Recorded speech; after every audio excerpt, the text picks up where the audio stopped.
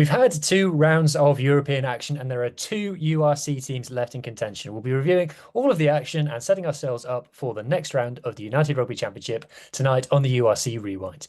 Let's start the show.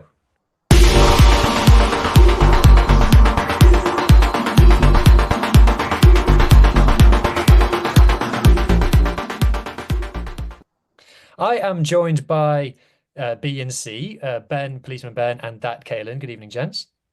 Good evening. Evening. And I'm joined by a new face. So those of you who may remember a couple of weeks ago, South African Alan has had to step away from the podcast. He's got other things going on in his life. All the best, Alan. But we are joined by a different South African. We are joined by Mohammed. Good evening, Mohammed. Good evening, guys. Glad to be here. So, Mohammed, just tell us a bit about yourself, what team you support, where in South Africa you're from, what your rugby biases are. So I'm a Cape Town resident, sunny Cape Town, and I support the Natal Sharks. And yeah, glad to be here. Obviously, somewhat biased towards the Sharks, but try to keep things balanced. There's no. All you need to do is just declare what your biases are and then shoot from the hip. That's what all the rest of us do. And that's what you'll get used to doing as well. So we'll make a start then. So from a URC point of view, there's only one thing to talk about when it comes to European rugby, and that is Leinster, the only team left in the Champions Cup from our league and the dominant sides. They talk about dominance, 52-0 against Glasgow in the not as bad as Harlequins game of the week, but only just. I don't know. Where do I want to go first? Ben, what's the excuses from a Glasgow point of view? They're gonna say they didn't have their midfield maestros in Jones and Tuplot, and Xander Ferguson was missing, and I just think they went there. There was no belief in that side that went out there. And I think what epitomised it for me is after 15 minutes, I think it was still scoreless. And Kyle Rowe, maybe at 7-0 or 0-0, had a little chip and charge over. And Geordie Barrett sprang back and Kyle Rowe just stopped running.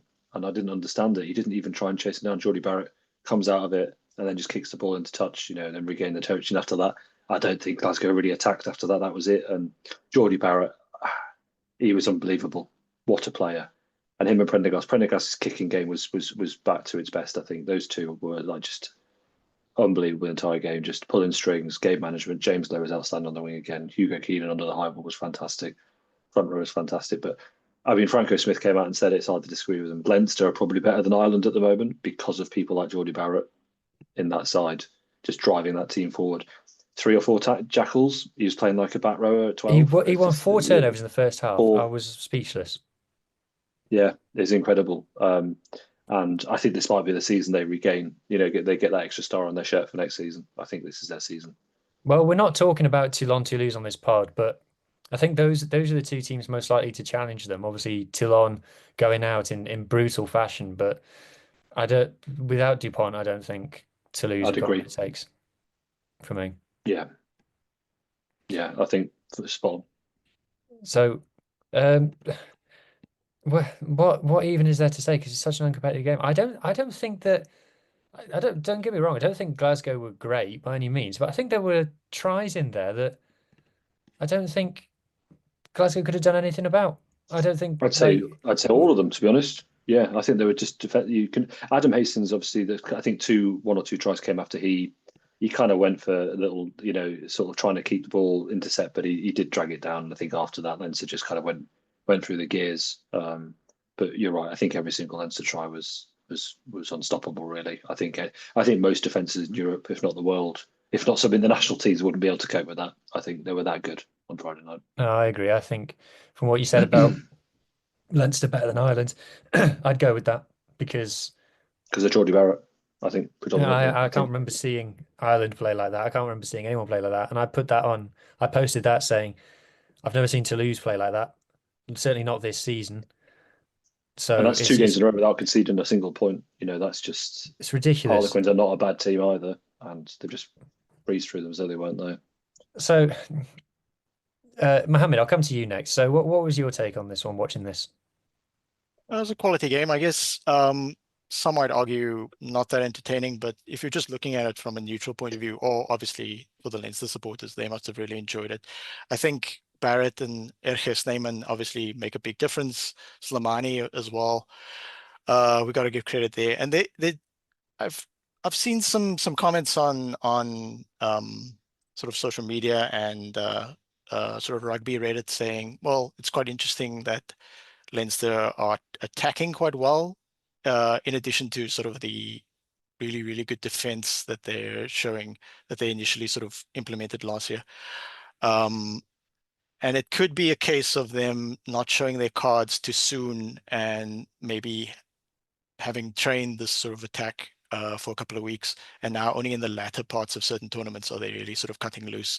Either that or they're just overwhelming the opposition, because Glasgow didn't have a bad team per se, especially the starting team. Maybe their bench was really the issue, that their bench are quality players, but maybe still coming along, but then couldn't handle what Leinster had off the bench as well. Yeah, so I'll come to you now, Kaylin. Just the chat online, let's just be brutally honest about it. Some people aren't happy about what we saw on Friday night. Some people are saying almost that it's unfair that this is able to happen, and we don't, in the knockout rounds of European Cups, we don't want to see 60 nils, 50 nils ever. But is unfair the right word for it? I mean, I can see why you'd say it. Like, important to stress, Glasgow are not a poor club. Like that, like if you're going to go on about budgets, Glasgow are not poor. Like they have a bit of backing, but ultimately, like who are the three tournament favourites to win it from here? Bordeaux, Toulouse, and Leinster. Two richest club in France and the richest club in the URC by quite some distance. I would just jump in Bordeaux and not the second richest club in France.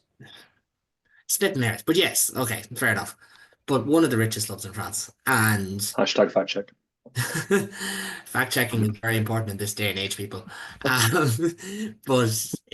look, it's a factor. Do you know what I mean? Like, I understand when people say it. Like, it's a bad look for the competition, a competition that is on its knees. Like, if we're being honest, like it is. Like, for every great result, like the game today was brilliant. Munster La Rochelle last week, CAF Benetton was a great game.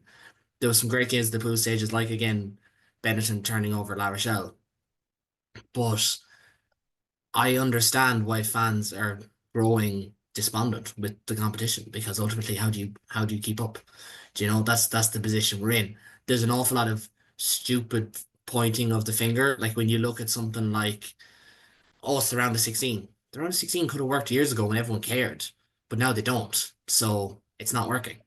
Do you know what I mean? So like, I understand it. It's not Leinster's fault. It's not Toulouse's fault.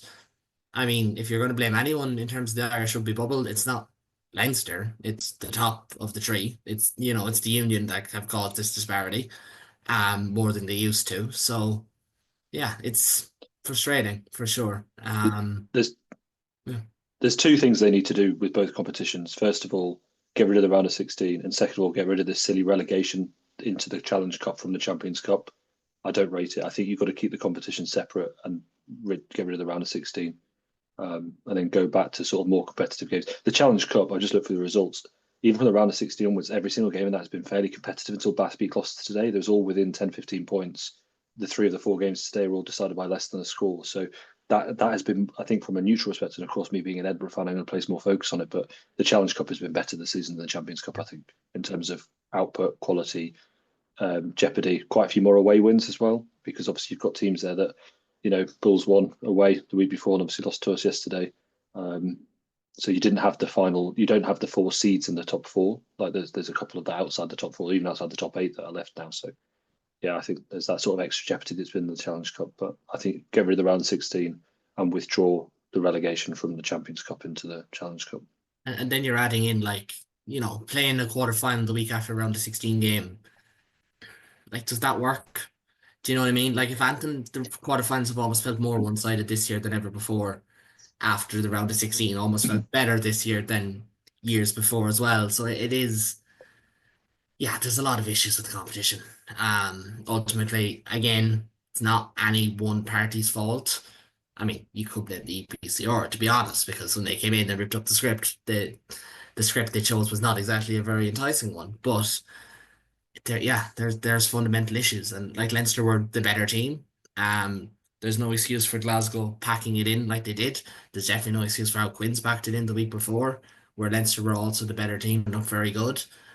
Yeah, I can see why people would grow frustrated because ultimately this was a competition the fans used to enjoy, not exactly, 2 or 3 lifetimes ago, but 10 years ago. Now, who does enjoy it? Do you know what I mean? The old-fashioned people who don't watch league games are certainly there, but like your Toulouse, your Leinster, your La Rochelle, I'm sure Bordeaux at the moment, Northampton at the moment, Munster will always have that connection. Saracens the same, Toulon. After that, like to Glasgow. What we see in the weekend wouldn't suggest they do, and they're URC champions. Um, does Quins? No. Do you know I could go on? Like that is part of the issue. I don't think there is that buy-in anymore, and you have to ask if European rugby is something that we want to continue with at this stage. It's an interesting dynamic because we're quite new to this. Initially, South Mm. African teams were in the URC, but we weren't in the EPCR competitions that initial season. I think for us, it's like fresh and interesting. Like I don't keep track of the Challenge Cup that much. Only when the Sharks went on to win it did I really watch it that closely. I only watched the Bulls game this weekend because that's a South African team in there, and I want South African teams to do well. I was rooting for the Lions in the Challenge Cup as well. So I think you guys have a slightly different perspective of it, a more historical backdrop to that. So it's unique in that respect. Not to say that our perspective is incorrect or yours. It's just coming from different sides. I think it's also just was quite fresh for us having played in Super Rugby for so many years, and then sort of finding it somewhat tedious. But then every year when Super Rugby would start, you'd get like really excited again, and yeah, you'd actually just get stuck in, Yeah. despite Well, its flaws. the structure of the Super Rugby season is very different to that you are seeing. Super Rugby is what, February to June, July, and it's done, isn't it? And then you go straight into the Rugby Championship with the Four Nations. And I think the South African teams from the start done very well to kind of adapt to the travelling. I know it's less travelling, it's less jet lag because you obviously go north to south as opposed to east to west. But yeah, I do think having the South African teams in European competition is a good thing. I know there's people on the Anglo side maybe not so keen on that, but I think everyone else thinks that if you're in a domestic competition that involves your other European teams, then you should also have access to the European competition. I think it said it all when the Sharks won the Challenge Cup last year that there is buy-in there at certain points when maybe the league form's not going so well and they're going to focus on Europe. So yeah, I think it's a good thing that all the teams get involved to the extent that they Because do. how it used to be for South African teams was that we'd have one tournament at a time, except for we'd have during Super Rugby, we'd have what was at that time known as the Vodacom Cup, and then it evolved into the DStv Championship. It's sort of like a reserve league whilst Super Rugby was on, so that your broader Super Rugby team would still get game time, and then the Currie Cup would happen. So it's a unique sort of almost football type format now in European rugby where we play the URC and then we also play a couple of Challenge Cup or Champions Cup games and then go back to URC, that type of thing. And then at the end of, because we effectively have a 365 and a quarter day season where the players who played a lot of URC, they get rest time and then preseason for URC, whereas the guys who didn't play that much or on the fringes of the team or are like stars in the under 20 team, they actually play Currie Cup, which is fantastic for me who likes to watch rugby all the time, because the Currie Cup is very interesting for Stormers and Sharks and Bulls and Lions fans, because that's when we get to see the next generation of our talent come through. So that's also an adjustment, because back in the day, we would just have one tournament to focus on at a time. Yeah, for sure. I think for me, the thing that I've disagreed with when I've seen people talking about it on social media off the back of this Leinster result is the kind of people saying it's unfair, and specifically people saying that the format is unfair. Look, I don't like the format, but I think whatever format it was, you get the same results. The good You teams would win, didn't. and the less That's the thing. It good used to teams be an would. open draw for a semi-final until EPCR came along. Oh. Do you know, like the idea of having 4 games to decide your next 4 Yeah, but games the in better team would always win. not necessarily.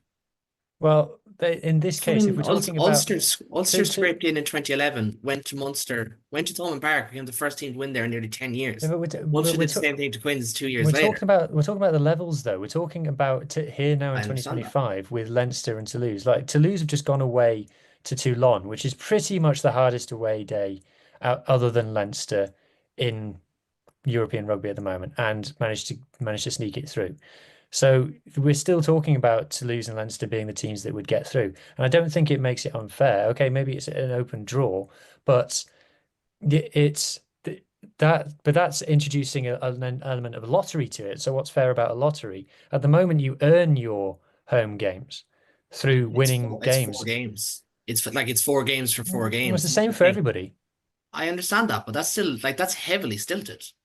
Do you know what I mean? Like Well, if it was a case of you got your round of 16 in your quarterfinal and semi-final was even neutral venue, it does not feel as strong. I know it's sorry, it's not 4-4, it's 4-3. I still go back to, the old talk about this is a home venue. This is a home venue for the final when it's not like Marseille and Dublin.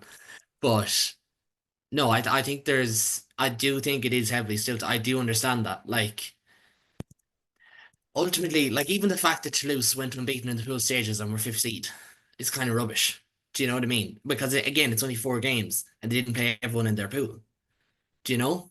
Like is that right either? Like I'm not far from me to stand up for Toulouse of all teams. Like, do you know what I mean? They could do that for themselves. But again, is that a proper format? Like 6 games feels like a much better rule of thumb than 4, even 5 games.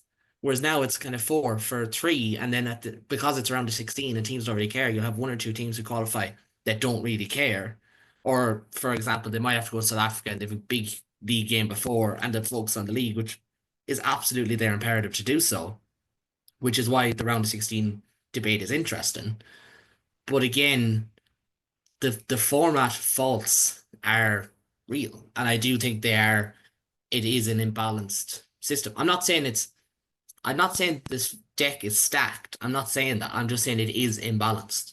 Because again, like Toulouse had the exact same record as Bordeaux, bar 1 bonus point, when they went down to South Africa, and yet they're away from home. Is that, Whereas Northampton went 3 from 1. They got hammered instead. Well, what you're saying is it's unlucky that Toulouse got a draw, which meant they had to go down to South Africa. But then you're saying you want a random draw for the knockout round, which for all we know could be another trip to South Africa, which would then be unfair again. Well, for semi-finals, they won't allow that. But yeah, for semi-finals, I think it would be fair to go back to a different system, to be honest. I can't agree that it's unfair when it rewards the best teams. Like I can not like it. I'm not saying that I like the format because I really don't. But I can't sit here and call it unfair that the best teams win. I mean, I do see what you mean. Like I maybe unfair is the wrong word, but I just think that it's a case of you've got 4 games in a 24-team competition to decide the entire seeding. It doesn't feel like a fair representation. That's my bigger thing. And I know there's always going to be stronger and tougher pools. That is natural. But 4 games is not a lot. Do you know what I mean? Like it's not like it's two break. It's 2 windows essentially. Do you know what I mean?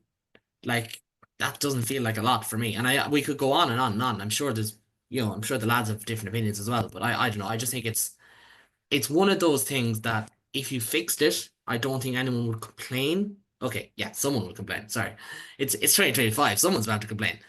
But leaving it as it is and still getting these results makes you look and just think we have to change something. Like something. At least, like, not holding my hand up here, but at least I'm bringing some solution to the table. Might be a solution. It could be the worst idea going, but at least someone's offering something. Do you know what I mean? I just, and I've said it before, I just think that the time is ticking for European competition as a concept. Because like you said, Mohammed, it's like the Champions League in football, and I think in Europe, rugby has lived in the shadow of football in terms of trying to copy things from it, and it just doesn't work. It's not the same thing, and I think that's where you can get football teams to play 2 or even 3 games a week. That's impossible in rugby. So I think we just need to call it and say, look, this doesn't work anymore in 2025. That's just my opinion. But having said that, we do need to go on and talk about a bunch of other games that have happened in this format. So we'll do that now. So we're going to take a trip down to the Challenge Cup, and we're going to talk about Edinburgh versus Bulls. So Ben, I'll let you go first, being the Edinburgh fan wearing the Edinburgh jersey. Ever in? Maybe for the end of the season now, yeah. It's just a really good game. It's just one of those games I was just really surprised by how well we played, considering, two South African teams in a row, and obviously those are the two South African teams we got comfortably beaten by earlier in the season away. James Lang had probably the best game he's had in Edinburgh jersey yesterday. It was fantastic. I think the first try was, very well worked. Second try, a bit of luck, but you make your own luck. Obviously, a little kick came off South Africa, off the ball's back, and then, just bobbled up, caught and run it through. Magnus Bradbury was very good again yesterday. Grant Gilchrist, try shortly after half time. And then we were kind of cruising, and I think the difference between where we were a few weeks ago to today is just how ferocious we were in our defence in that last 20 minutes. I think 2 or 3 weeks ago, I think we would have lost that game because it was only 6 points, and the 6 points were Ross Thompson's 2 penalties, which were very astutely taken at the times of the game that he did take them. I think one took us up to 17-7 and the next one took us to 34, I think, at that point in time. So they were the right time to kick the penalties as opposed to kicking for touch. The Bulls, I think they're a little bit unlucky, but there was some ill discipline in there that probably let them down. A couple of the other cards, one could have been a red. I think it was quite a high headshot on Pierre Schumann. But I think the last 20 minutes just defined the sort of difference between us of 3 weeks ago, sort of the away games against Benetton, home to Zebra, and then that performance yesterday. Jamie Ritchie, again, just an absolute beast at the breakdown, Jacqueline, Pierre Schumann the same, Bradbury, and Ben Muncaster came on and kind of shored things up. I think Ben Veldicott had another good game in that jersey, and now we know that Ali Price is going, which I'm not too bothered about. I think his time is done in Edinburgh. I don't think he's been that good this season. His box kicking was good again yesterday, and it was just a fantastic result. I think I have gone and bought a ticket for the final based on yesterday because I think we could give Bath a bit of a fright at home. I think we could beat anybody at home, whether Bath, where at that point in the season, whether they're, top 4 and they're looking for a Premiership's home semi-final and then onto final where they bring the big guns up, whether Finn Russell comes up, Barbary, etc., etc. Who knows? But I think I'd back us at home against anybody at this rate. And yesterday was just a brilliant performance. But I think the Bulls did have a good go. I think it was just a little bit of discipline and maybe some not the sort of most efficient decision making in sort of the 22 that we've probably been accustomed to over the last couple of years. They've been URC finalists, very close against Glasgow last year. Obviously, I think they lost the first season as well, didn't they, to the Stormers in Cape Town off the top of my head. So I think it was a big win yesterday. It was a statement win. I think it's probably our biggest win of the season, apart from the Munster game in Cork. Just really, really happy and good to see a strong Edinburgh performance for the whole 80 minutes, which I think has been not always been there this season. Yeah, the Bulls have got a good record on tour as well. They've only lost 1 game in the Northern Hemisphere so far this season. So, Mohammed, from a Bulls point of view, what went wrong? What was your take on the game? Because they kind of let Edinburgh get off to a fast start. Give us your take on this one. Yeah, as a Shark supporter who was supporting the Bulls in the Challenge Cup this weekend, I was disappointed in their performance in general, especially the start. They sent a strong team, much different to last year when in the Champions Cup they sent a second-string team to get killed by Northampton. So they were actually going for it, and they played quite well last week in France against Bayonne. They've shuffled the deck somewhat with the players, and they were definitely trying to sort of like keep the game close and then maybe overwhelm the Scottish team in the second half, but it didn't quite work out because the guys who started made some silly mistakes. I completely agree with Ben that Giannis Kirsten should really have been sent off. In fact, maybe the first tackle was supposed to be a red, but he got somewhat lucky. James Lang was incredibly lucky that he kicked the ball against Wilco Lowe's substantially large right knee, and then it bounced back and he grabbed it and then he scored the try under the post. But overall, Edinburgh was the rightful winners, and the Bulls, they tried their best. They made it close at points, and then the Scottish team pulled away. It is what it is. I think the Bulls at some point, with a lot of teams that played eight knockout games this weekend, a lot of teams might have at some point gone, okay, we tried, we're going to regroup, we're in for a shot on the URC knockouts as well. We'll just sort of make the most of it. So I think the Bull, there was talk about the Bulls maybe being strong enough to win it, and that's something that I wrote about as well in an article in the week. It's just this weird Edinburgh home form thing that doesn't seem to make any sense. You watch them and you think these aren't very good. We've lost the top of the league at home and bottom of the league at home. Zebra and well, not the bottom, but close second bottom after the Dragons. We lost to Leinster and Zebre at home, and that's it all season. Yeah, just a very interesting. iffy team there at Edinburgh, and I think Bulls should be a bit disappointed, to be honest. I would have liked to think that. My point when I spoke to a Bulls fan in the week was, if the Bulls want to be a champion team and the Bulls are aiming to win the URC, then my point is Edinburgh is the level of opposition you need to be able to beat even away from home, even with the long journey and everything. That's my point of view. So I think the Bulls should be disappointed. But just one thing, Mohammed, and maybe get your view on this, is the Bulls scrum. So I did a bit of deep diving into scrum stats in the week, and the Bulls scrum is just a superpower. I think it's by a long way the best in club rugby. Yep, it's very good. It's definitely a focus for them. They just have struggled to make the most of those opportunities. I think we can all remember when the Bulls were probably unlucky to lose the Sharks twice this season, and especially in the game in Durban, where they had substantial amount of penalties from scrums, but they just couldn't convert that into points. And you have to be executing a lot better than that. If I look at the teams that started, though, the Bulls going into the season, I was saying, are they really going to go with only an aging Johan Goosen, who they brought on for the last sort of 15 minutes, 20 minutes, and it did quite well. But their fly-off stock for me was a bit of a concern. So yeah, the Bulls, not just the front row, but like the whole pack, they try and focus on that, and they're the most sort of effective, if not maybe even sometimes they beat the opposition psychologically. I mean, when they recruited Wilco Lowe, who had sort of made his name and come through the ranks at the Stormers and Western Province, and then gone on to play really well at Harlequins. When they recruited him back to South Africa, every team was somewhat envious of that. But they really got sort of a strong recruitment focus there, and in terms of their financial backing for the we're talking about wealthy clubs. The Bulls aren't by any means poor. They're being backed by two extremely wealthy South Africans in Patrice Motsepe and Johan Rupert.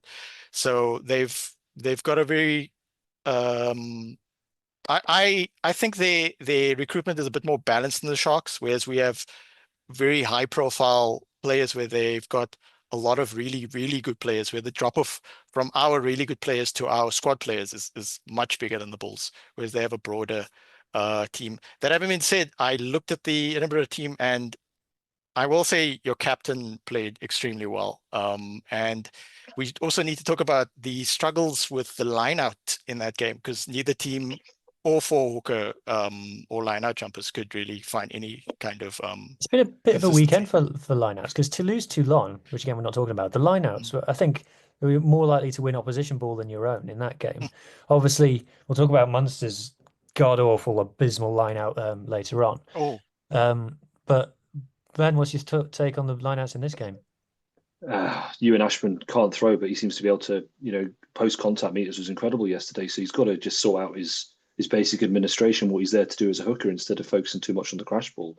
I think there was a number of turnovers at the lineout yesterday. I think to kind of equal it out, Bulls, they'd win the scrum penalty, which they won a number of yesterday, but they just didn't convert it into an attacking opportunity. There were a couple missed by a mile. I think there was one where Ben Vellacott, it bounced over his head and it bounced back into play off the in-touch area, and then obviously there's a bit of a scrabble. We managed to win the penalty, and it was all a bit messy.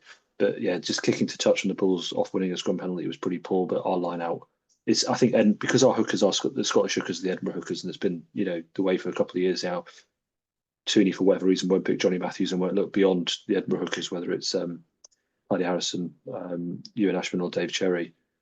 There's just an issue with the line out, and it baffles me why we've allowed it to be so bad for so long, both at club and international level.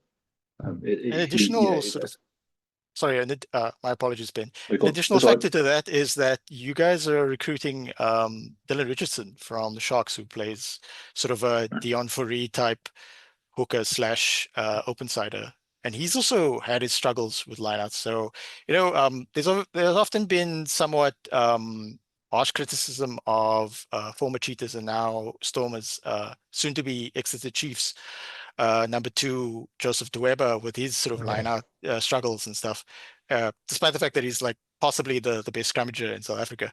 But like even sort of heralded number 2s are struggling, but it might have just been the condition. Yeah, There was nothing wrong in Edinburgh yesterday. There was no wind. That stadium, when it gets windy, it was as fine as it could be for an Edinburgh, early summer's day, early spring day. But yeah, you're right. I think Dylan Richardson's been signed with quite some fanfare. So he will probably take that number 2 shirt for Scotland going forward over the summer. 'Cause I know maybe into the Six Nations, because it's definitely a weak point for us. And the other one's a scrum half. I think Ben White. I think I'd snap him up from Toulon at the end of the season. He should come back. I think he needs to come back into a Scottish club system. We need it. 2 and 9 are our problem positions. I think Ben Vellacott's good, but he's not good enough. I don't think he's quick enough. Ben White had a very good Six Nations and probably will go to tour with the Lions. I think that was kind of the third scrum half, if not second scrum half, with him and Thomas Williams behind James and Gibson Park. But yeah, there's a couple of positions there that we need to shore up, and because they're pivotal. Your hooker and your 9, I think they're 2 incredibly important positions to have someone with some stability there. Because Ewan Ashman off the throw yesterday was very poor. I think he probably lost as many as he won yesterday, if not more. So yeah, it's a weak point both internationally and at club level. Yeah, fair point. Okay, I'm going to talk very briefly about Ospreys versus Lyon, being another URC club and being the Welsh voice on the show. So the Ospreys absolutely battered the Scarlets. So they had a double header between the Ospreys and the Scarlets. The Scarlets won the first one, and then that was at Parky Scarlets. And then going into the Liberty, the Ospreys rotated quite heavily, and they brought in a lot of their first liners for that, whereas the Scarlets named the same 23. Swapped a couple from the bench to start it, but it was the same 23, which I think shows the discrepancy in squads there. I think the Ospreys have a much stronger, wider squad than the Scarlets. The Scarlets just don't have the people available to make the level of changes that the Ospreys did, whereas the Ospreys do have that luxury, and fair play, they made it count. Players like Jack Walsh coming back in made a huge difference, Justin Tipuric as well. And then going into the Lyon game, a disappointing defeat for me and an opportunity missed. Look, there a lot of people quoting salary caps and things after this game, but Lyon the Lyon coach did a press conference in the week where he had to defend rotating the majority of his pack. They didn't start Baptiste Coylou, who's their star scrum half. They were without Semi Randrandra and David Uniashvili, who are their star backs, both absent through injury. And the Ospreys have never won a quarter-final in European Rugby, Champions Cup, Challenge Cup, in their whole history. And it's just a bizarre stat. And a bit like Ireland. Yeah. And then, so I was looking at the 2 team sheets on paper, knowing Welsh rugby and knowing a bit about French rugby, and I thought, I do think the Ospreys team is stronger. So for them to be down at half time, and yeah, you can talk about Lyon brought on their star players in the second half, the ones that were fit, like Guillard in the second row is an absolute beast. What a player he is. He got player of the match from 40-minute performance. It was unbelievable. But you can't say like, oh, they unloaded the bench at half time when you were losing in the first half. So yeah, just they kind of reverted back. They just seemed tense. They seemed not at it. They seemed like they've had this bounce since they brought Mark Jones back in, and they've been playing some incredible rugby, some free-flowing rugby, and they just weren't able to do that. Like if you check the stats of the game, Lyon made like 2 or 3 times the number of tackles and just manhandled the Ospreys, which is not what you expect from an Ospreys side. And look, I know they were within 2, but for me, this is just a massive missed opportunity for the Ospreys, because they would have been, I think they would have been at home in the semi-final as well, if I'm not mistaken. So home to Racing, yeah.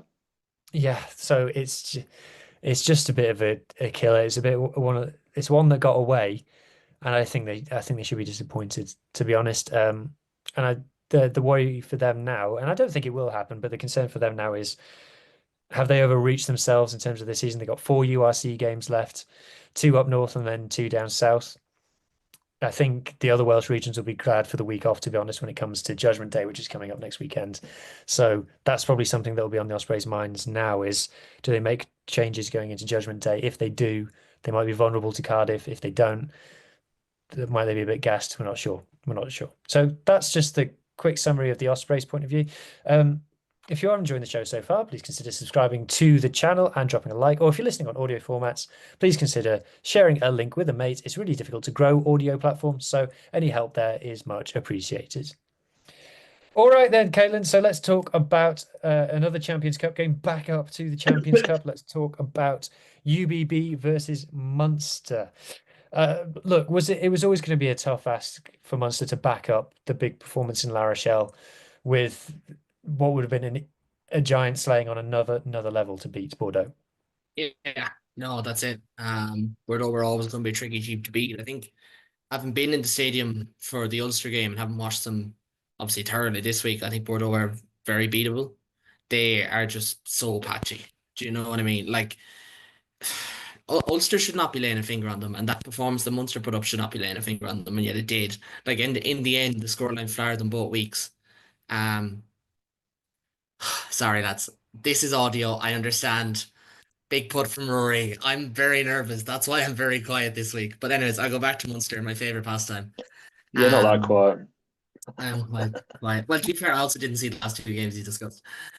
Whew. Anyways, back we go. So yeah, no, this was not good enough for Munster. And at Bordeaux, we can park that and move on. Have to discuss them. Do you know what I mean? They won the game. They were deserved winners.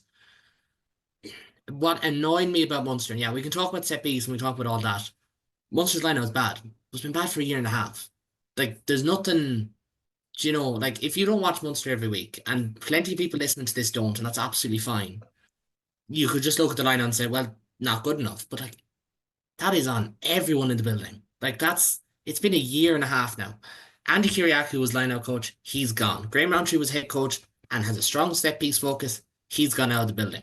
Alex Codling was brought in. He wasn't there this week. Absolutely fine by me.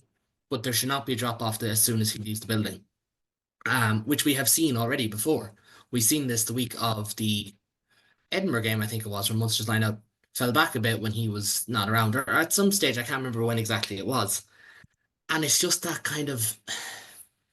The word that I keep coming back to with Munster is a naivety.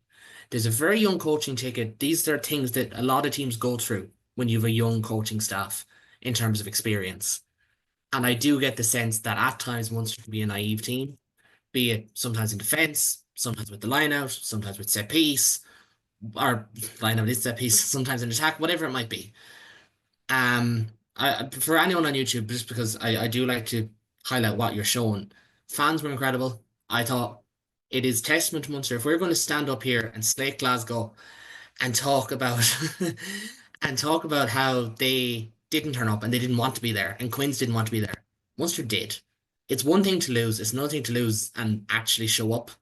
Do you know what I mean? And like, look, is it good enough? No. Munster, like, you have to back it up. You have to. Do you know what I mean? But they showed up, and to their credit, I think Josh Wycherley was fantastic. Ollie Yeager was fantastic. Sean Klein and Ty Byrne are just such a good pairing alongside each other. I've said this for quite some time that Ty Byrne's best second row pairing is Sean Klein. It really is. He just plays so well alongside him. For Munster now, it's about the URC. They should have top 8 secured. They've got 3 home games. I joked about it on my own pod this week that it's kind of ironic that Munster's typically your easiest game, your trip to Wales, is against a team who we thought might be being wound up, and now we're going to be fired up for that game when they play Munster because it's their last home game of the season. It's the most Munster-coded thing that could ever happen, but that's why we love sport. That's why we love these things. Disappointed. I'm absolutely disappointed, but I will say, like, and I haven't spoken to a couple of the players over the last 2 weeks. Can't really fault them. Like, they died with their boots on. Yeah, it wasn't good enough, but like that's fucking sport too. Do you know what I mean? There's things they need to look at as a coaching unit, as a leadership unit, all that kind of stuff. But like, just use this as an example because I met him and was speaking to him on the streets of La Rochelle after the game, Alex Lankfeld. Could you turn around and say that he didn't play well yesterday? No, he was fucking class. Do you know what I mean? Like, he was really, really good. Tom Farrell was really good. As I said, like, Josh Wycherley has gone up. Like, Josh Wycherley's not a big loose head prop. It's been the one thing held against him. He's gone up against Weenie Antonio and Ben Tamifuna and has done really fucking well. Like, really, really well. There was one scrum penalty yesterday that angered me because, and Ben, I know I know usually when we talk about referees, it's your level-headedness that guides the conversation. But fundamentally, going backwards in a scrum is not a penalty. And Bordeaux had one of those penalties on Josh where it was just he went backwards. He didn't do anything else wrong. He just went backwards. And it was one of those. But if that's the only thing you're faulting against Bing, Tamifuna, and Weenie Antonio in the last 2 weeks, you're doing something right. Craig and Jack were good. Nank was good. Andrew Smith, because I know we've talked about like Zach Ward being Olympians. Andrew Smith was an Olympian last year as well. Has now scored 3 tries in 2 Heineken Cup games for Munster, which is pretty cool, both in knockout games. And yeah, Ian Costello said, the win in La Rochelle doesn't mean anything unless we beat Bordeaux. That's absolutely the right mindset to have. As fans, I think the fans who were there in Bordeaux in La Rochelle, and there was about 5,000 of them. Like honestly, it was insane. They'll always have that day, and kind of like how, and kind of to contrast, even not like it. If we're going to talk about Quins and Glasgow and all these teams who didn't show up and didn't want to be there, you also have to praise the team for being like, well, they stuck at it. Do you know what I mean? Like that game, that's 2 weeks in a row that Bordeaux did not deserve the margin of victory. It was a couple of points less on both weeks. Having been at the Ulster game and watched the Munster game back twice, watched it and watched it again. Do you know? And that's why, hot take, not a hot take at all, I still think Leinster and Toulouse are quite some distance ahead of the rest. Because even though we don't talk about Toulouse, and I'm not trying to piss anyone off here, Toulouse's biggest fault in recent years has been in Europe in particular. They'll get too wild and too expansive, and they were kind of a bit like Bordeaux for a few years.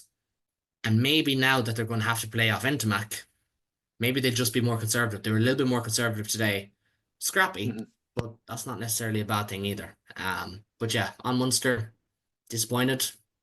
Fuck it. Do you know what I mean? Like it's still progress on last year, which is insane because Munster were a better team last year. Still progress on last year. Results across the board. So that's. I think you're right.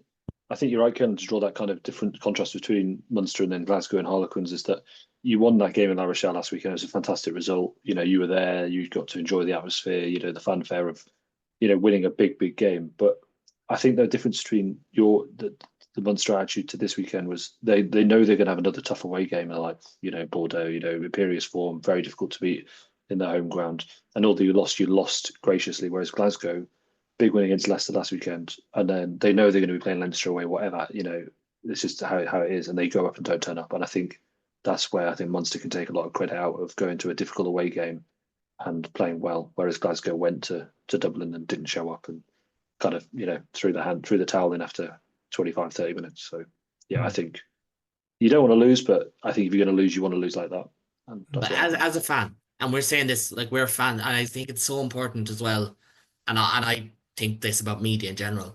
If you are there for analysis, you can't go into fanboy mode. If you're there to be fans, you can be fans. But like if we're fans, we have to stand up and say, well, and I said it to yourself, Hugh, I'm pretty sure, or in the group chat. Europe needed 2 big weekends. And to go back to our previous conversation, I'll end it here, I promise. It needed 2 big weekends. Munster La Rochelle was a result that it needed. I think Benetton beating Cast would have been absolutely massive. Like, just for Italian rugby. Toulouse beating Toulon the manner that they did in an old school game was great. But again, it's like, well, could have done with another result or two somewhere else. And that doesn't have to be Munster. That could be Glasgow. Could be Quins. It could be whoever. Sale beating Toulouse. They didn't happen. But, as we said, like Munster died with their boots on. And I think that's ultimately, when you look at the context of their season, that's kind of all you could ask for. They really shouldn't be putting a hand on Bordeaux. If Bordeaux played for 80 minutes, they probably score 60 points, but they don't. And that's their fatal flaw. Munster's fatal flaw is probably set piece and probably, as I said, a little bit of naivety at times. Mohammed, what was your take on this one, just as a neutral? It was interesting. It was a lot of fun to watch. I did think that Bordeaux would win. It was a bit back and forth. I have to say that tackle from Maxine Luku was quite good when he cut across. I believe he tackled Takir Abrams. I couldn't find out exactly why Joey Carberry didn't play. Can anybody give me some insight to that? And then how many Munster fans actually traveled and watched this game in France? Joey went off with an injury last week against Ulster. Now, I don't know how serious. It could have been just enough that they were not going to chance it. I apparently something about 2,500 Munster fans were at this game. Which is again like 7,000 traveling fans in 2 weeks is pretty good. I know. It's phenomenal. Hold my hand up here because I booked La Rochelle in January. Going to France booking France in January is great. Booking France on week notice is absolutely horrible because it's a very tough place to get to, especially when the Delmas is the wrong side of the city. But yeah, just to answer your questions. All right then. Thanks. So we'll move on to the final game involving a URC team this weekend, which was Connacht versus Racing. Now, look, hands up. I always feel that we give Connacht a bum rap on this, but we didn't all catch all of it. There was a lot of sport happening all at the same time on Saturday night. Look, Ben, I think you caught as much of this as anybody. Playing with a man up at home against a Racing team that's been bang average in the top 14. Yes, they brought all their big guns. I haven't seen Racing play like that all year. That's probably the best I've seen Racing play all this season. And just even towards the end, even as unlikely as it was, Connacht were playing against 13 men at the end and just managed to just drop the ball. Yeah. Helter-skelter rugby, I think, that game yesterday. I think Racing played with 14 men for 66, 67 minutes yesterday. I think, yeah, Nolan Nagaric, he's, again, behind Luca and Dupont, I'd probably say, the third best nine in the top 14. I think he was fantastic yesterday. I think he's a small lad, but he kicks so astutely. Like, there was one particular kick, I think, around the 55, 60th minute where Racing did start to rack up a few penalty scores and then scored a couple of tries around that time where 50-22 from way, way inside his half. It was an absolutely fantastic kick. Owen Farrell came on and marshalled well, although he did do that typical arm tuck tackle, which on another day might have been a red, but it remained a yellow. I think he was a little bit lucky with that. But, Owen Farrell's technique has been questioned for the entirety of his career. And, it's been, 10, 15 years he's now been playing and never seems to be able to go to tackle school and come out there with a certificate to say he's passed. This wasn't a tackle, it was a ruck clear out. That's his technicality. Do you go to, if you get red carded for an illegal clean out, do you have to go to tackle school? What happens? I mean, he should do. I mean, it looked a bit nasty, and I think on another day a ref might give that a red card because it was a total chicken wing. His arm was well in. He had an old shops as he went off as well. I was like, mate, you did it. I seen you do it. Yeah. Well, I said that in the group chat last night, I think, and I maybe used a bit, colourful language, but he's one of those people who just doesn't seem to accept officiating decisions irrespective of his behaviour, and it's happened for a number of times now. You just see him mouthing off. And I'm just like, Owen, mate, you would be in the sort of echelons of Wilkinson, Carter if you just behaved a bit better and just had a bit more humility on the pitch instead of answering back. And because of his attitude, people don't like. I genuinely think people don't like him very much. I think he doesn't have he's not a likable person. He's a fantastic 10, but he's not a likable guy. And I think that's where I think that's where the struggle is for him. He just hasn't won the haters over, and his tackle technique, his ruck clear outs, just not good enough. But that Racing team, they have turned a corner in the last couple of weeks. I think their top 14, top 14 form has turned up a little bit. Lancaster played quite well yesterday. He kicked quite well. But Legaric, I think, was absolutely fantastic yesterday at 9, and I think he's the reason that Racing came through that game. But Connacht to the end, 2 tries in the last 10 minutes against 13 men, and they'll be kicking themselves. They've not got through because again that would have been a home semi-final for them as they were the top seed. So it was when they'll be gutted, like Ospreys being gutted. I'll come to Kaelin in a second. It was when Hanrahan was taking like the whole shot clock to line up his conversion. I was like, mate, the conversion doesn't matter. Like you need to score another try anyway. I've had a lot of JJ moments with the T, and trust me, if there was an inconsequential league game on the line against fucking, I don't know, prime All Blacks, but you get nothing out of it, he'd nail the kick from anywhere. But the poor lad, he gets nervous. You can see it in his face. But just on that, like, Ben, am I right in saying Edinburgh was second seed? Worth third. Good. Oh, sorry. I'm distracted. Anyways, back to you. I'm in the room. I'm so sorry, people, tuning in. But yeah, so like for Connacht as number 1 seed, this feels just like a massive, like, they don't get many. This is the second time they've lost 43 points to 40 in like 4 weeks. That is also a mad stat, actually. But like this would have been their second home semi-final in Europe since 2010. That was their last one. Do you know, like back when Toulon were like, we have Johnny Wilkinson and no one else. That's how far long ago it was. It just feels like a massive, and I know like there's mistake, like there's a couple of injuries there, and obviously, you know, like the injuries are a big factor because obviously Joanna goes off, and then you get all this like with the switching around of the back line is what I'm trying to say. But then at the same time, like, why is Paul Boyle one of the best players in the Connacht team in this game? It needs to be Bundy. It needs to be Mac Hansen. You know, it needs to be Beelum. Like the way I see it is, and it's someone said this very well on my own podcast about the Women's Six Nations. Certain teams you can go full kiddie gloves with, like Zebra, a good example, or someone like that. Connacht, you just can't. You're number one seed. You have to, And I know Racing are a good team, and Racing carry an aura and a pressure, and that all comes with them. But at the same time, I just look at that Connacht team and like but you had that game. You had that game, and it just feels like they've let one massively slip. And I do feel like I've said this before. I know some of the lads on that team, and my heart does go out for them. I want to see them do well. I'm not concerned trolling or anything like that. It's just this was the chance, and it's just so frustrating. Here's a stat for you, Caelan, and the rest of you. Connacht's 40 points yesterday. 33 of them were scored in the first 10 in the last 10 minutes of the game. They scored 7 points in 60 minutes against 14 men. I mean, that's a good stat. I enjoy that stat. Well, you've got to be kicking your penalties, and they didn't actually. They didn't kick a single penalty yesterday. It was a penalty try and 4 converted and 1 unconverted tries. And I just think you've got to be winning penalties. So just keep just scoreboard pressure. It's a cup game. It doesn't matter about the bonus points. There's no such thing. And I think that's the difference between us, Edinburgh beating winning yesterday, kicking off penalties when they were afforded to us, or just winning penalties, just being clever around the ruck, sort of within 22 10-meter range. And they just didn't do it. Connacht's game plan is too bitty for a team that are. It's not that like, oh, you can't play a certain way if you're a certain type of team. I'm not saying anything like that, but they are very ruck focused for a team, and they're therefore relying on calls. I'm not saying Mac Hansen was wrong to call out officials on the week he did. He was right in what he said that time. But Connacht are a team that rely on a lot of calls because of how they play as well. They are a team who look to pressure you and put you under pressure and win penalties and go upfield that way. And that can have a knock-on effect then as well in big games. And I think that's what we've seen this year in particular, with 2 narrow losses to Munster, a narrow loss to Leinster, this narrow loss as well, and 1 or 2 others in the URC. I think Connacht fans will be the most disappointed over this weekend. I think of how it's transpired, and then I think Ospreys will be second after that. But Connacht will be kicking themselves. You could see them just utterly despondent, full time when the Garrett kicks into touch, and yeah, they should have won that yesterday. But that's 60 minutes without 60 minutes without scoring. Yeah, like it's a frustration.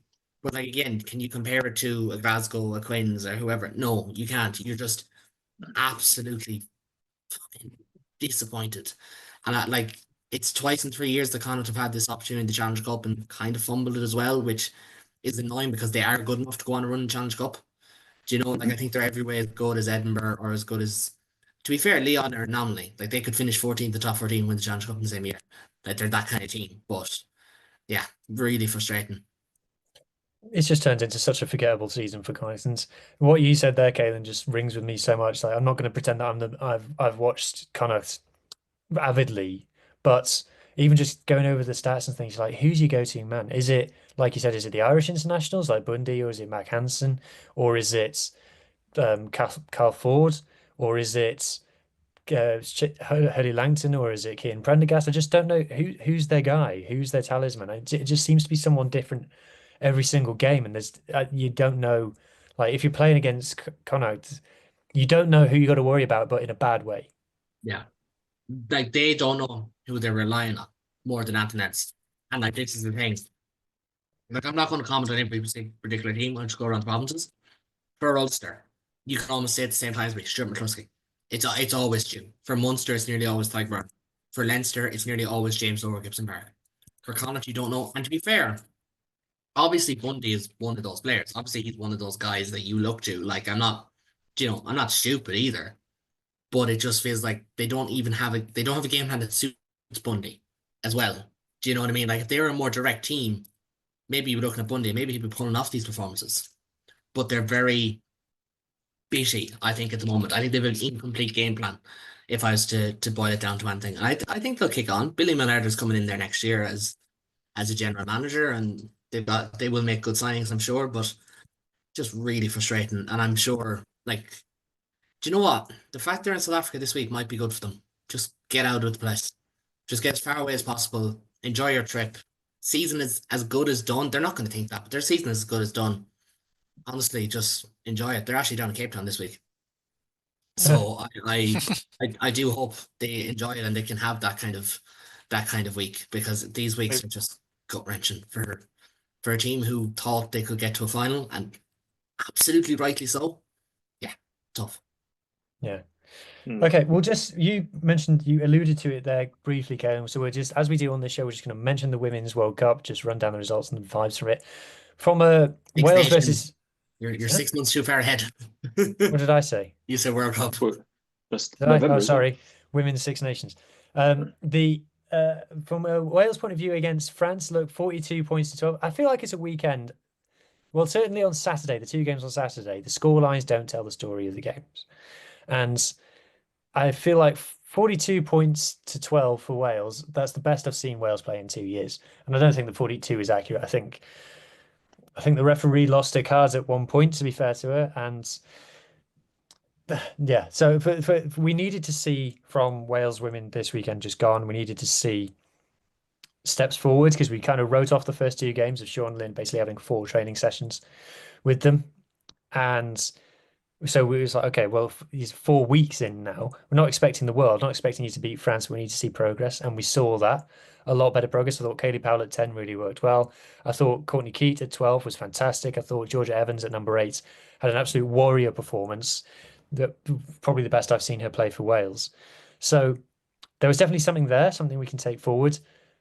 I'm not too bothered about taking 42 off France, because like I said, I don't think it tells the story of the game. Similarly, Caelan, with Ireland women, kind of the what was it, 49-5 in the end? That's not a reflection of that game either. No, it was a really good first half. And Ireland defended really well. And even if you look through the stats, you're like, wow, 20 tackles, 17 tackles, 15 tackles. But ultimately, England figured out after about 30, 35 minutes, we just need to run over them. They're not going to wilt. We're not going to get... Usually England, they'll just run over the top of you for about 20 minutes. They'll tire you out, and then they'll spread the ball around. They'll score 50, 60 points. That's what they do. They realised they weren't going to be able to do that against Ireland, who defensively have really shown up this tournament, to be honest. And they just said, we're just going to run over the top of you. And I think then, by the time it hits 65, 70 minutes, then Ellie Kildun is able to run in an easy try, because Ireland are just out on their feet.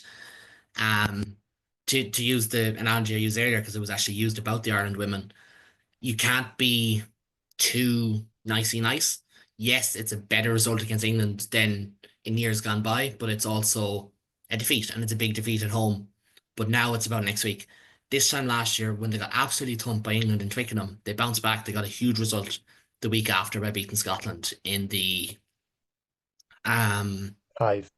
No, in Ravenhill, Kingspan Ravenhill. Okay.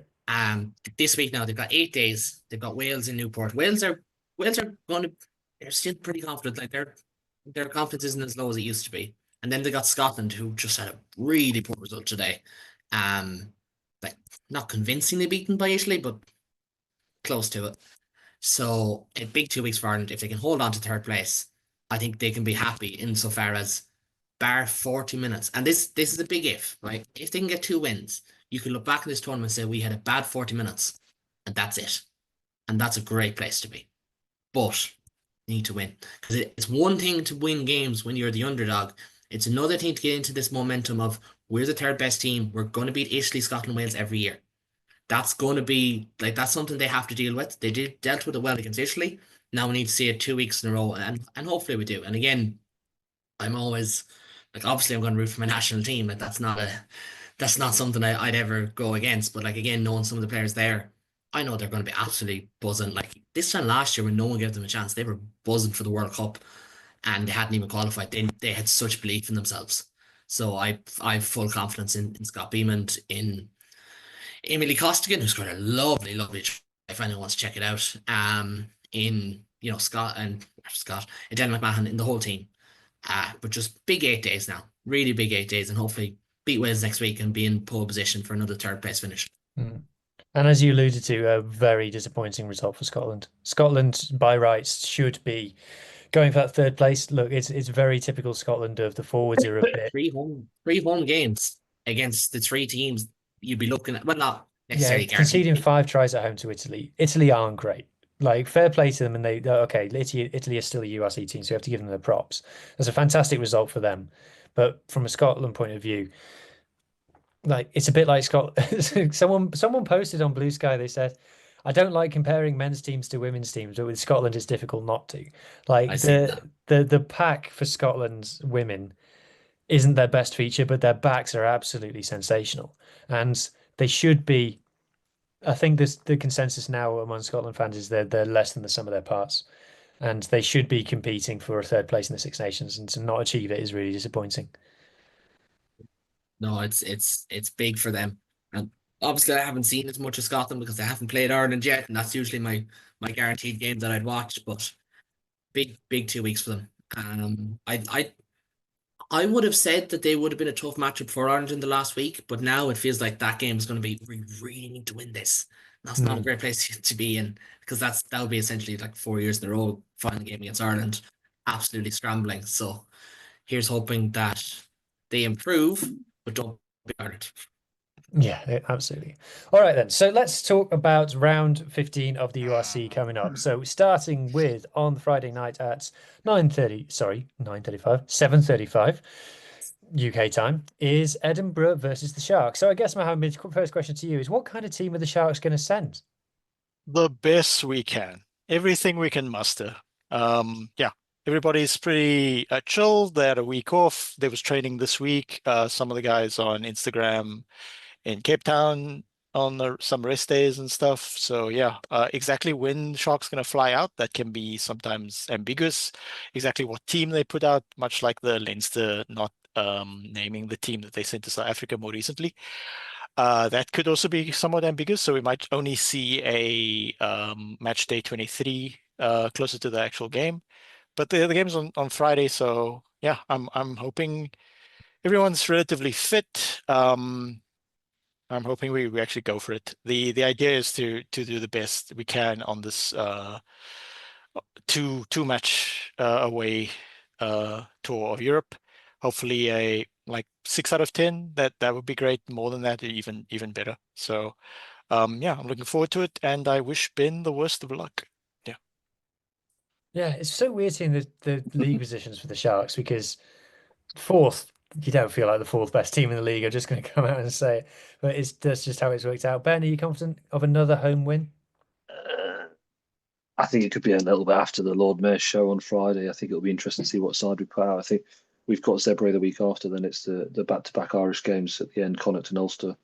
We need to win at least 3 or 4 to guarantee top 8. I think it's very, very congested around there from what 5th down to 14th, I think, off the top of my head. What 10 points separating those teams, if I'm having a rough guess. Obviously, I need to see the table to be absolutely certain on that, but I'd expect to see some changes for Friday because I think yesterday would have taken a lot out of the lads. So, and again, what do the management team look at now? Are they going to focus on that semi-final against Bath in 3 weeks' time?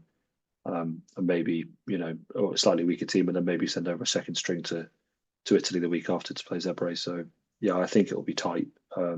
They ever want us to win, but whether we will win and whether we put out a team that's going to be able to win that game, I'm not sure. But look at the weather forecast; it's going to be a little bit cold, a little bit wet, and potentially a little bit windy. So I'm not sure the Sharks will be as well able to cope with that, especially if they are all just sunning themselves in Cape Town right now. So yeah, it might be a rude awakening trying not to Edinburgh Tuesday, Wednesday, whenever they go this week, or if they're already there. But yeah.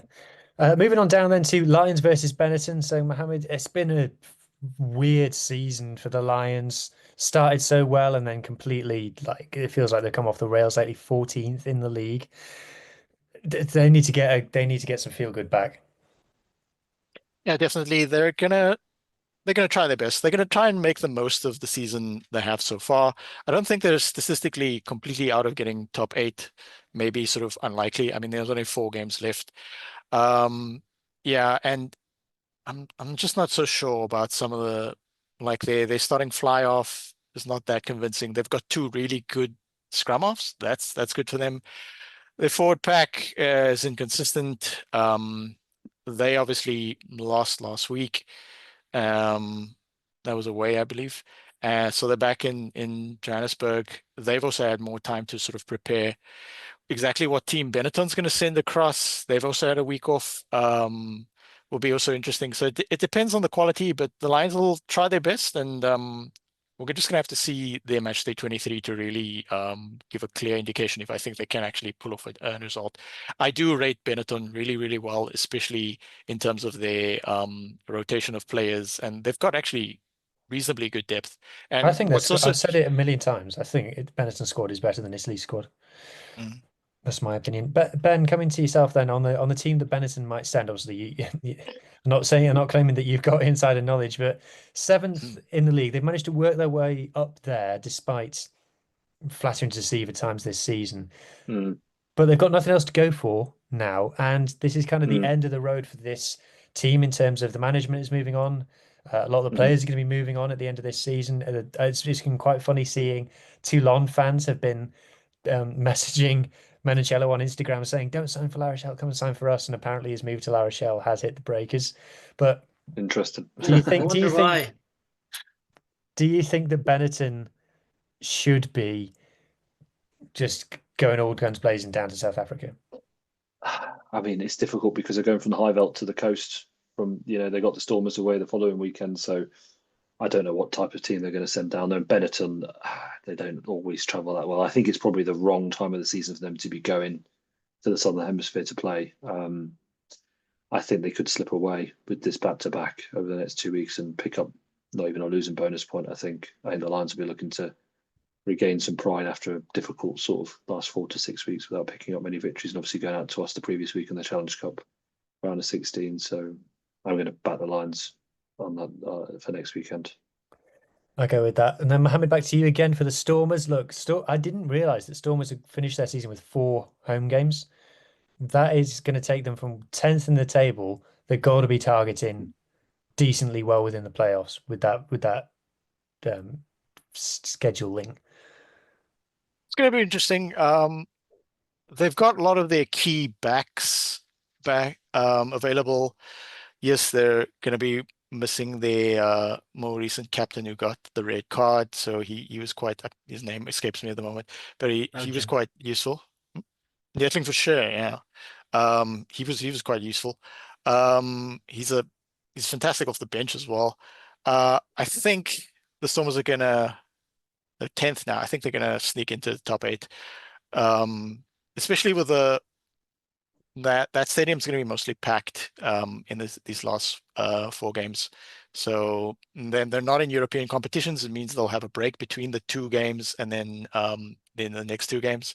So I think they're going to throw the ball around. But then again, they're also coming in. It's a relatively good Connacht team who are probably smarting from having just lost. So again, the Stormers are going to put out their best team and they're going to go for it. Who Connacht's actually going to send through, and are they going to balance the team out? Are they going to try and sort of play a lesser team in the first game and then a better team in the second game? We'll have to see. Well, this is my question for Kaylin. Kaylin, is this next 2 weeks when Connacht's season goes from forgettable to pretend it's not happening?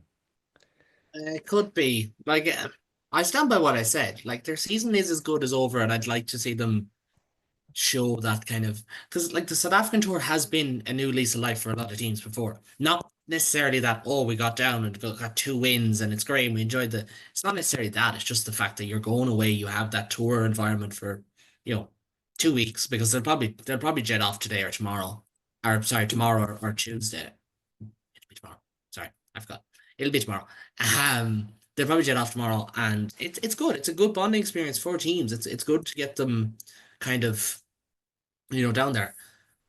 Ultimately, like, they still have like Zebra to come. I think they should win that. I can't remember their last game of the season. It could be Zebra last actually, but it's a free hit, and like I'd like to see them make some changes. I mentioned Matthew Devine before. I think Devine and Hanrahan are their best halfbacks. I'd like to see Colin Ford come back in. Probably move Mac back to the wing. Hot take: Hansen to the wing and Joanna to 15. Try it. What's the worst that can happen? Do you know what I mean? Maybe a change or 2 as well in the tight 5. So maybe Tierney Martin gets a start, maybe Ainger gets a start. So yeah, we'll see. But hopefully they can just keep it steady. They're is gone out of their season anyways. So if they could get like a late season boost, that would be great. Into the first of the Welsh derby. So it's Judgment Day in Cardiff this weekend. So although this is officially an Ospreys home game, it's played in Cardiff. So it's not basically.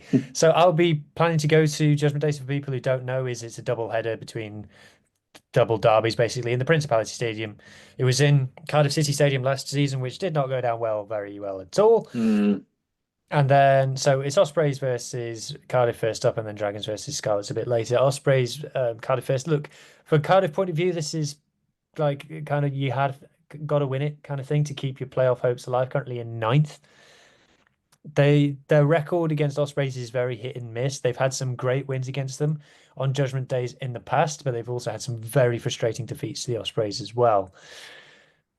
And the thing with the Ospreys is it after the Lord Mayor Show, they've played probably their best available team for the last 2 games, and the track record for the Ospreys is that they don't play their best team several weeks in a row. They rotate a lot, and they put out I don't want to say a second string, but they put out a heavily rotated team. They don't tend to go full strength week after week after week. Whereas Cardiff have had the break, like I said. So I think for Cardiff, they're going to be looking at this like, no, we've got to win this. I should mention what's gone on with Cardiff, just to a quick explainer. So Cardiff, where do we begin? So Cardiff have went into administration and have been bought by the WRU. So Cardiff, up until the end of season before last, were bankrolled by a man called Peter Thomas. He very sadly passed away. And when he passed away, the income stream that he was providing went with him. And so there was some very dicey moments in terms of what was going to happen for Cardiff.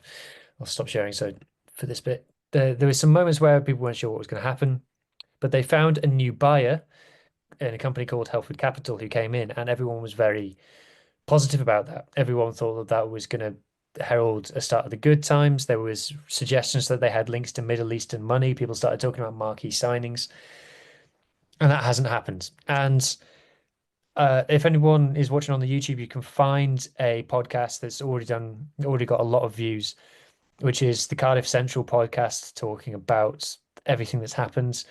And they kind of talk about how there were clues. If you go back and look at it retrospectively, you can say, okay, that was a clue as to maybe something like this was coming, because it felt like a big shock. It felt like it came out of nowhere. Cardiff's attendances are by a long way the best in Wales, and they've been going up. They've been bucking the trend in Wales of their attendances have been climbing rather than declining. So, yeah, so it was a big deal. The WRU have stepped in. Now, the thing that kind of made the decision for the WRU is basically Abituni came out and said that the fine from the URC to lose a team would have been more expensive than buying Cardiff. Cardiff don't have any assets. They don't own their own stadium. I don't believe they own their own training ground. So I think buying Cardiff Rugby cost the WRU less than £500,000. Whereas the fine for Cardiff going out of existence, I don't know how much it would have been, but more than that. So they bought Cardiff for basically the cost of a 3-bed bungalow in the English Midlands. And yeah, so from a rugby point of view, it's business as normal. It does kind of create questions about what's going to be happening going forward, but don't really have the scope to talk about them here. So moving on to Munster then, hosting the Bulls. And I guess the word of the week, Kaylin, is going to be hangover. That's the word of the week every week. Sorry. No. No, look, maybe, but I would back Munster at home. I think there'll be a good buzz around this game. I think, as is often the case with Munster, it takes a big European game and the sun being out and all that to kind of just re-energize things. It's natural. Do you know what I mean? Like we could get into the geographics of, Munster rugby in great detail some night. But like, for example, this is a 5:30 game or 5:15 game in Home Park. So finished at 7:30. If for example, and people talk about seat watch, it would take 2 hours to get home to West Cork. You'd be in Dublin quicker. So when you talk about like the Munster rugby thing and how like, how did they get so many people to France and not as full house? This is kind of why. But I think this one will settle well. It looks to be settling well when I checked earlier, looking for tickets for my folks to go. And it should be a cracking game. I think if Munster win this, I think they're properly then, like there's a good chance if Munster win this, Edinburgh could well turn over the Sharks, and then we're heading into next week's show and we're thinking, right, we got a race for top four. We've got a 5-4 situation properly at stake here. I know it's kind of already half there, but you know. So yeah, big game for Munster. I'll just go on to the Interbro now because it's at the bottom of the screen. Leinster, Ulster, and Aviva. Big game for Ulster. All right, taking liberties. I haven't got to that one yet. Well, just because Got two other games between now then I and can just then. shut up instead of coming back in like 2 minutes. That's kind of my Well, point. I'm happy with that. Sure, that's fine. Ben always knows how to keep me grounded. I respect that. I respect policeman Ben. No, I think he wants to get everything out the way so he can keep looking at the golf. Yeah. I See? think No, that this might is be the case as well. This is This is exactly this the is case. every week. This is every week, Mohammed. Don't worry, it's not today. It's usually not golf. It was NFL at the start of the season, and my face would go red yeah. from red zone. But no, big game for Ulster. I don't see them getting a result. The injuries has just strangled them at this stage. They've got lads dropping like flies again.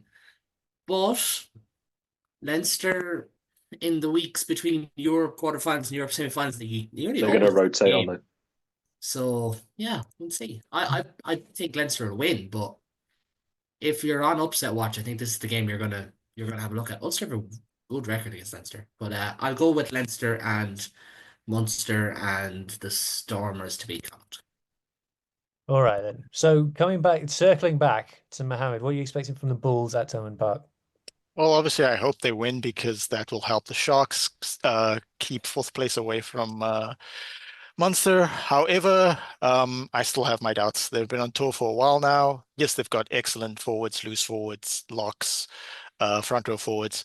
How tired they are, we'll have to see. I mean, they look like when they won in France last week that they were really keeping calm or whatever, but they still came up short in Scotland. So yeah, Munster clear favorites. I just hope the Bulls do us a favor. I still have serious issues with the Bulls going into a season with such sort of shaky ground in terms of fly half. If they got Peter Chamberlain from the Sharks, why didn't they just back him? I know he's poor from place kicks, but he spreads the ball around. They could have used him in a similar sort of Manny Libbok sense of just finding it someone else who could do the place kicks for them. But now they're rotating Johannes and sort of an aging Johan Goosen who can manage the last 20 minutes. But yeah, I'm at least looking forward to the game, and I don't think it'll be that one-sided. I suspect it'll be quite close. Fair enough. Looking forward to that one. Dragons Scarlets, again, I'll be in that one. It's a must-win for the Scarlets. If we're season is perilously close to completely over with, 11th. We're outside shout for playoffs still if we manage to get a win here. Dragons, look, one win all season, bottom of the league. That tells you what the prediction is always going to be for their games. Again, officially it's a home game, and okay, Cardiff is closer to Newport than it is to Llanelli, but it's not a home game. But what I will say is that the Dragons have a weirdly good record over the Scarlets at Judgment Day in the stadium. They even when the Scarlets have been challenging for the title and the Dragons have been not that, the Dragons have been able to give the Scarlets a game at Judgment Day. So I would say don't rule out a Dragons win. Don't rule them out turning up for this one. But it should be a win for the Scarlets, really, all things being equal. And then last game that we had to talk about, Zebra versus Glasgow. Look, Ben, I mean, what kind of team are Glasgow going to send? This could be a Zebra win here. They're not favourites, but I should say that people shouldn't be surprised if Zebra win this one. It'll be interesting to see if Glasgow throw Tupolotto back in next weekend, because it sounds like he's chomping at the bit to get some match fitness ahead of a potential Lions tour. So, I mean, again, it depends on who they send over. I think they need a response to Friday night, which was frankly nothing short of abysmal. But I mean, they'll send over a squad. They still need to kind of secure that home quarterfinal, home semi-final. They'll probably be after, because Scotland's a very difficult place for most teams to play any time of year. So yeah, I think they'll win, but they need to respond on Friday, because Friday wasn't good enough. I can see that. But Zebra, good team now, so who knows? Right. Yeah, and I think exactly. Yeah. Yeah, no, don't interrupt my wrap up. Sorry. That brings us to the end of the show. So it just leads me to I need to put a group name for you. Thank you to the gents. So I come up with a proper name. The whole ABC thing is completely gone. Well, heartbroken. But cheers to all, and thank you to debutants on debut, Mohammed. Thanks for joining us, mate. Really appreciate it. Great insight on the South African side. And it just leaves me to say, enjoy the rugby, and I hope everybody's team wins. Cheers. Another spot. Go